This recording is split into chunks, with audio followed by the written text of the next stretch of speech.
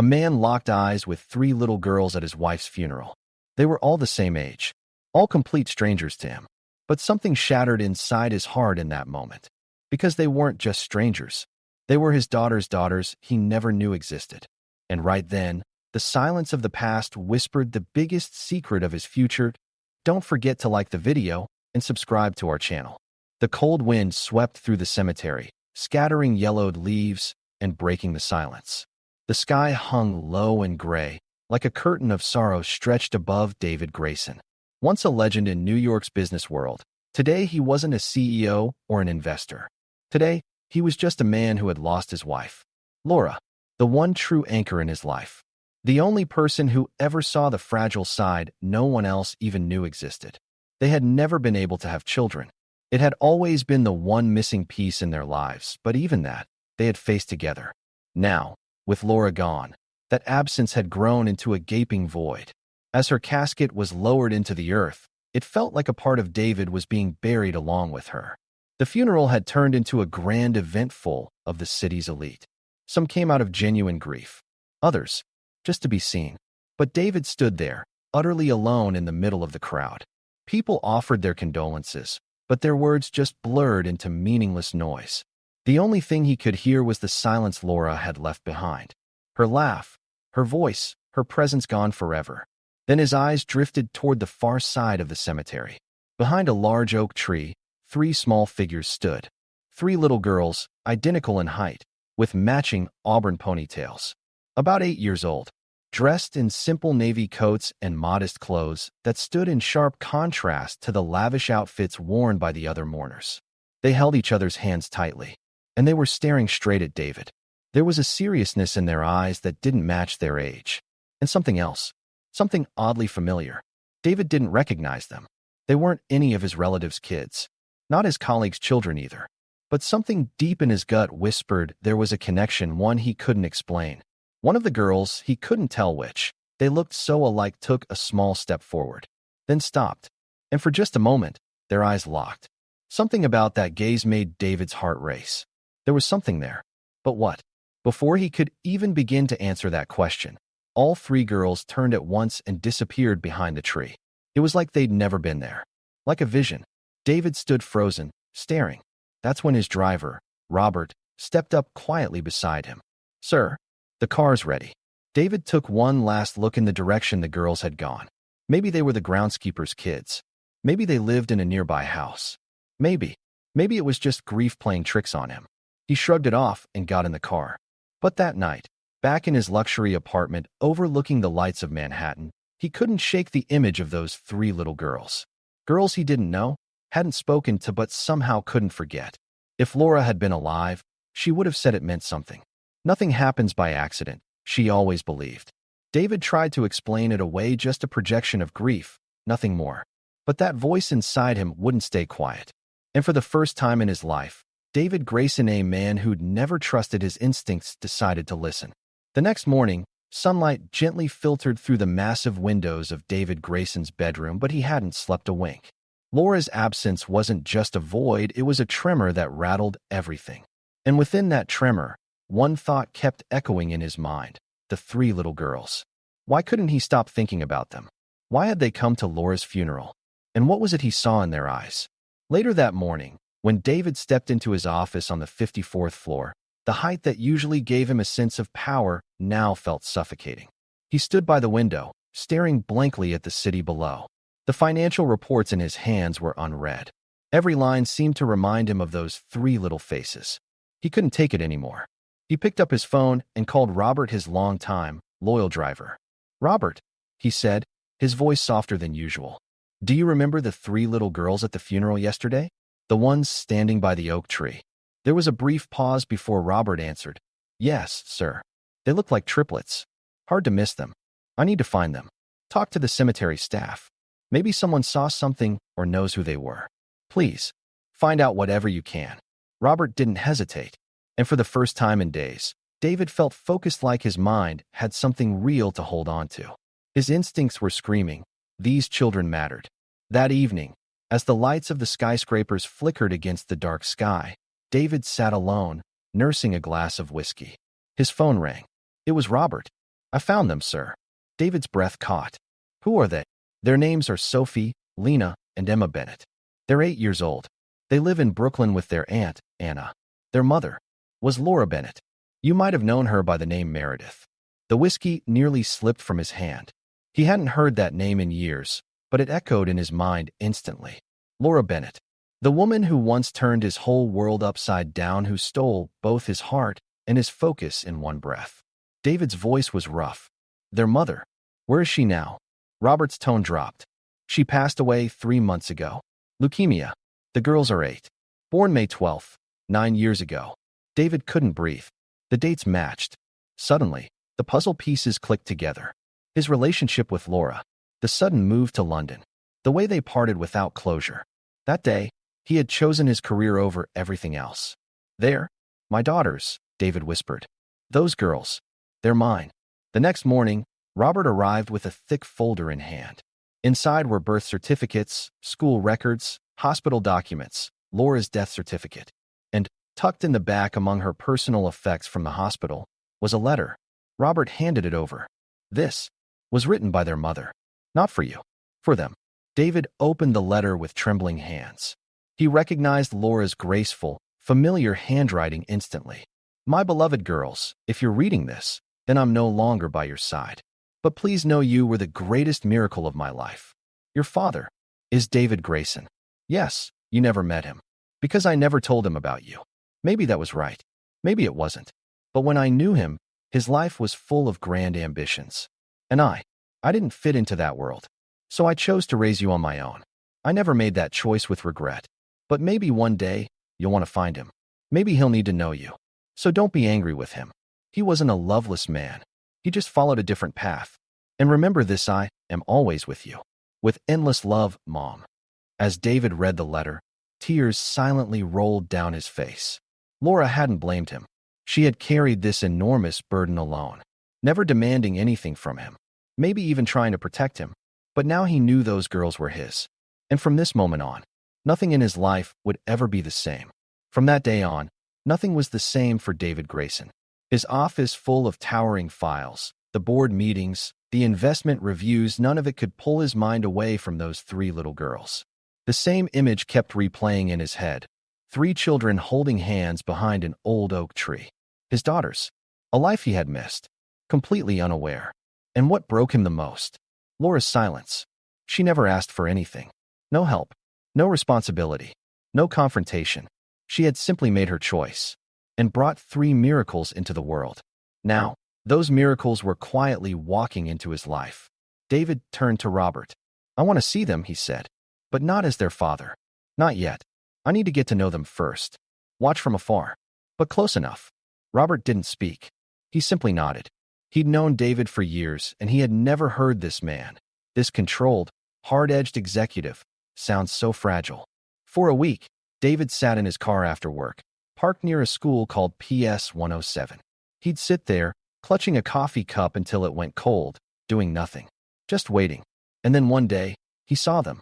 Sophie, Lena, and Emma, wearing the same school uniforms, backpacks on their shoulders, walking in sync like a little parade. But if you looked closely, you could tell each had her own rhythm, her own spark. Sophie the leader, straight posture, determined steps. Lena the observer, eyes scanning everything, occasionally glancing back to check on the others. Emma the dreamer, arms slightly out, walking like she was dancing through her own little world. David didn't step out of the car. He just watched. Quietly. That evening, he turned to Robert. I want to know everything about them. What subjects they like. What they eat. What books they read. Before they ever know me, I need to know them. Robert didn't question it. He just went to work. He talked to a school contact, to neighbors, even dug through Laura's old hospital files. And a few days later, he handed David a new folder. Inside weren't just documents. There was a photo taken not long before Laura passed. She stood in front, thin and tired, but glowing with pride. Behind her, the girls. His girls. Laura. His Laura. David's heart broke all over again. How much he had missed. First steps. First words. Sleepless nights through fevers. Candles on birthday cakes. And at the back of the folder, there was another letter. This one had a title written clearly across the front. For my daughters. My dearest Sophie, Lena, and Emma. If you're reading this, it means I can't watch over you anymore. But please know every moment with you is a miracle. There's something I never told you. Your father is alive. His name is David Grayson. You might have heard of him. I never spoke of him because I never found the courage to tell him about you.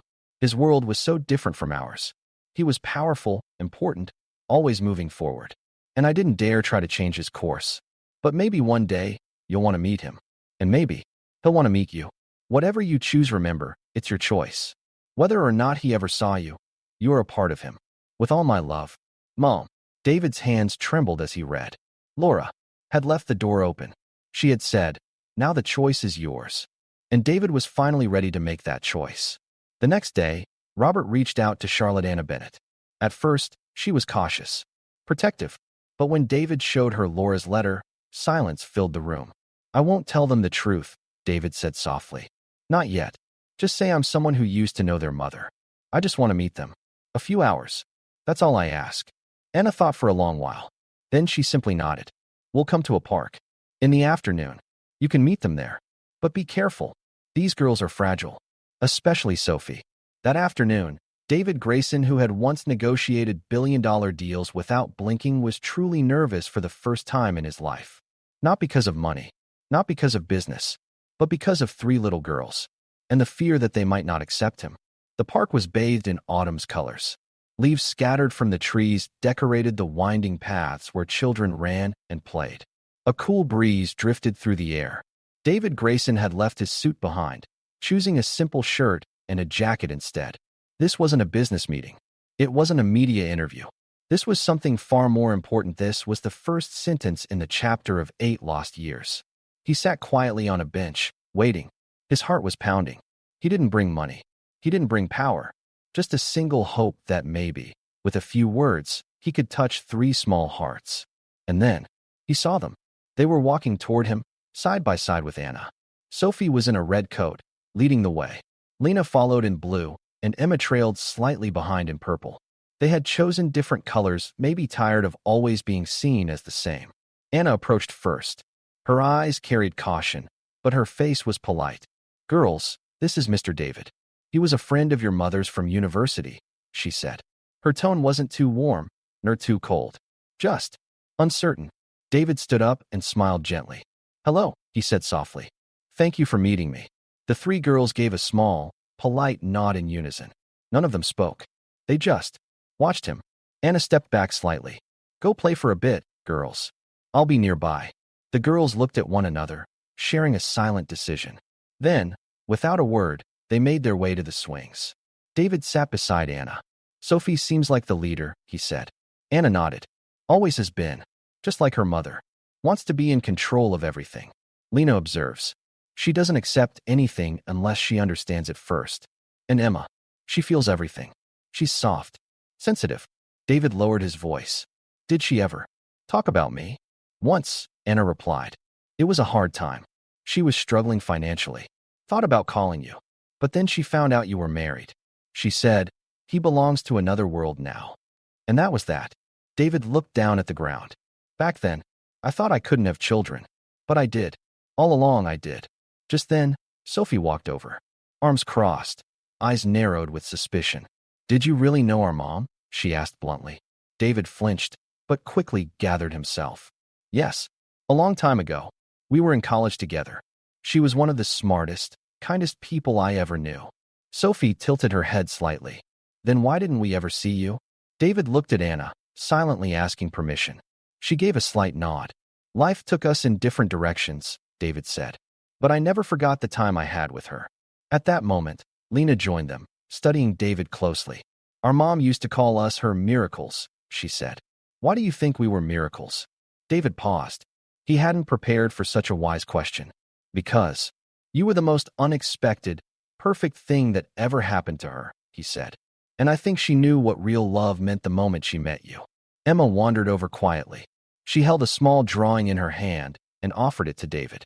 3 little girls stood hand in hand in the picture, drawn around a tall woman with long hair, blue eyes, and a gentle smile. That's my mom, Emma said. I always draw her like this. David's throat tightened.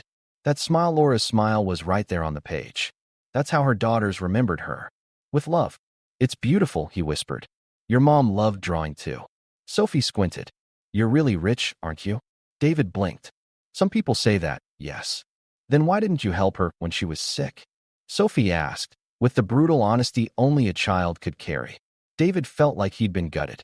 Because I didn't know she was sick, he said, swallowing hard. If I had known, I would have done everything I could. The answer echoed in the air. No one replied. But then, Emma did something small yet powerful. She reached out and took David's hand. A child doesn't touch a stranger easily. That grip, that silent squeeze, it wasn't trust yet. But it wasn't rejection either. It was a beginning. A spark. Hope.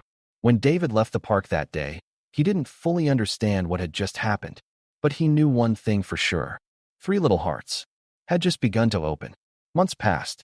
At first, to Sophie, Lena, and Emma, David Grayson was just the man they met in the park. A friend of our mom's from college. But over time, that title slowly began to shift. They started going to museums together on Saturdays. Sometimes on Tuesday nights, David came by for dinner.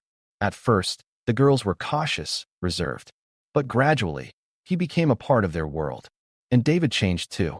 He began rescheduling company meetings, delegating investment decisions, restructuring his entire life for 3 little girls. One day, he invited an architect to his home. He wanted to redesign an entire wing of his luxury apartment. 3 separate rooms, he said. One filled with books, one for science and building stuff, and one that feels like a dance studio. Each room was for a different girl. It was the most strategic investment of his life. Only this one was made from the heart. Then came their birthday. The girls were turning 9. The party was simple, but full of meaning. Held at Charlotte's house, small, quiet, with only a few loving people. The cake was shaped like a book, 3 tiers tall, one for each girl. David had saved his gifts for last. 3 elegant boxes. Inside each one was a silver necklace. Almost identical, but with small, personal differences. On the inside of each locket was a photo of Laura, and on the front an inscription, to Sophie, your mother's strength lives in you. To Lena, your mother's wisdom lives in you. To Emma, your mother's heart lives in you. The room fell silent. Sophie fastened her necklace around her neck. Lena traced the words with her fingers. Emma quietly wiped a tear from her cheek. For a moment, David wondered if he'd gone too far, been too emotional. But then Sophie stepped forward and reached out her hand. Thank you, she said, for not forgetting our mom. Those words lifted the weight of 1,000 regrets from his chest. A week later, they met at the cemetery. They laid white roses at Laura's grave, roses that symbolized new beginnings. Then, Sophie turned to him. Her eyes locked on his. We know, she said. David's heart stopped. He couldn't even ask what. Lena stepped in. We know you're our dad. Emma nodded quietly. We found the letters. The ones Mom wrote, but never sent. David dropped to his knees. To be eye level. There was nothing to defend, no explanation that could undo time. I was going to tell you everything, he said, voice cracking.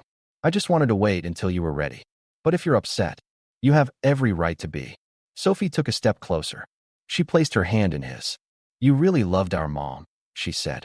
That's why we want you here. David's eyes filled. He didn't hide the tears. And then for the first time all 3 of them hugged him. Their little arms wrapped around a man who had spent years not knowing what was missing. Can a father be forgiven for coming late? Yes, if it's real, if it comes from the heart, if he's willing to make it right with love. And that day, standing at a grave, David Grayson didn't just reunite with his daughters. He found his soul again. He was no longer just a man. He was a father. If this story touched your heart, don't forget to like the video and subscribe to our channel. Because here, we don't just tell stories, we touch hearts.